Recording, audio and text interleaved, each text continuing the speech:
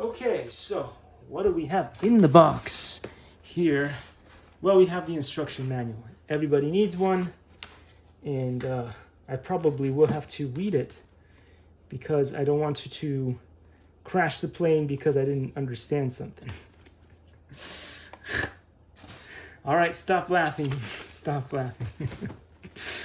Oh, geez. Oh, geez. I'm going to get some fun comments back there. There's a bunch of different thingies which are useful too. I guess this is how you plug in the battery.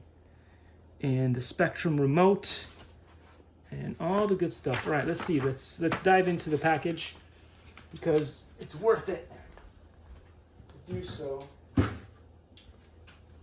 See what else is in here. It looks like it comes with a really cool Likey